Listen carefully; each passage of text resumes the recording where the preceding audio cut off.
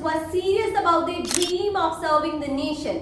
If we are ready to put in the hard work and dedication, then let's get started. So I'm going to tell you about the serious examination, that is a combined defense services examination, and आप इस exam को clear करके officer बन सकते हैं Indian air force में, Indian army में या इंडियन नेवी में. Clear?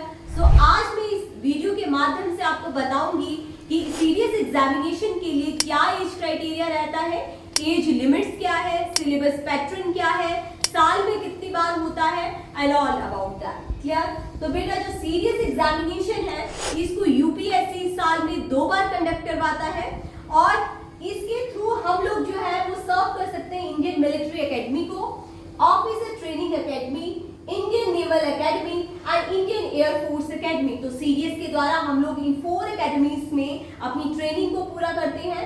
The next one is stages. अगर हम स्टेजेस की बात करें तो सीडीएस एग्जाम में सबसे पहले आपको रिटन एग्जामिनेशन देना पड़ता है और ये रिटन एग्जामिनेशन इतना इजी भी नहीं होता कि आपने 1 महीने की तैयारी करी और आप बोलो कि हम रिटन एग्जामिनेशन हमारा क्लियर हो जाएगा. तो इसके लिए आपको एक प्रॉपर हार्डवर्क, एक डीप अंडरस्टैंडिंग और डिटेल्ड चीजों में डेप्थली नॉलेज होना चाहिए. क्लियर हो गया? तो रिटन एग्जामिनेशन होने के बाद अगर आपका कट ऑफ अगर आप फुलफिल करते हैं तो नेक्स्ट आपको कॉल आती है इंटरव्यू की, that is for SSB. SSB जो है हमारा 5 डे असेसमेंट प्रोग्राम रहेगा जिसमें बहुत सारे मिलिट्री ऑफिसर्स होते हैं जो आपको एसएसबी के लिए इंटरव्यू के लिए सेलेक्ट करेंगे. ना एसएसबी को क्लियर करने के बाद मेडिकल होता है. अगर आप मेडिकली एकदम फिट हैं तो लास्ट में एक मेरिट लिस्ट बनती है एंड उस मेरिट लिस्ट को क्वालिफाई करने के बाद आपको डिफरेंट एकेडमीज जो है वो अलॉट होती है. क्लियर? नेक्स्ट अगर बात करें एजुकेशन क्वालिफिकेशंस की, तो एजुकेशन क्वालिफिकेशंस क्या रहती हैं, and if you want to join the Indian military academy and ODA, Indian military academy हमारे पास परमानेंट कमीशन से यहाँ पे बच्चे ज्वाइन करते हैं और जो ओडीए होता है बेटा is a short service commission. ठीक है?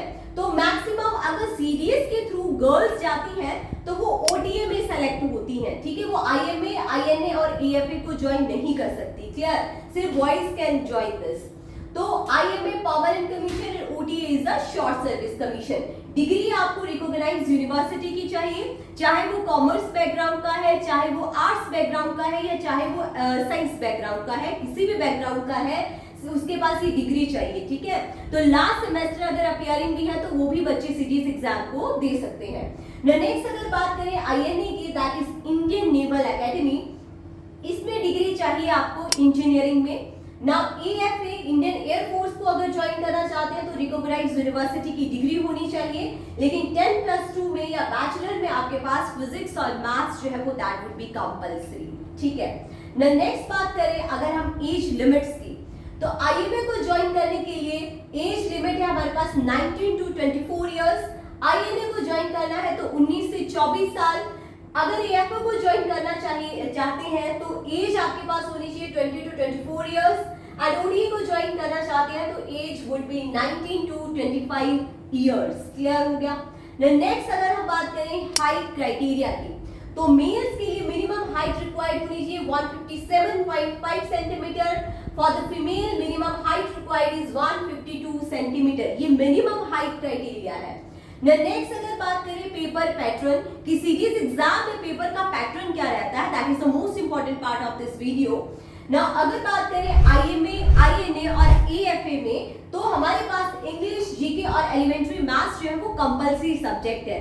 But if you want to become an officer, तो हम ओडीए के थ्रू अगर हम जाते हैं शॉर्ट सर्विस कमीशन के थ्रू, तो वहां पे एलिमेंट्री मैथ्स जो है वो नहीं आएगा. क्लियर हो गया? ओडीए के थ्रू सिर्फ इंग्लिश और जीके ही कंपल्सरी है.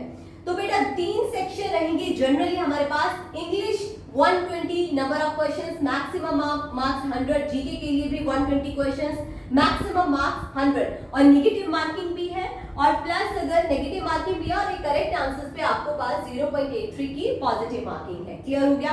एलिमेंट्री मैथ्स के लिए भी सेम क्राइटेरिया. ठीक है? हर एक सेक्शन को कवर करने के लिए 2 आवर्स का टाइम होता है. क्लियर? नेक्स्ट अगर बात करें जर्नल सिलेबस, तो ये जर्नल सिलेबस है जिसको हमें क्लियर करना है, पढ़ना है अपने पेपर के लिए.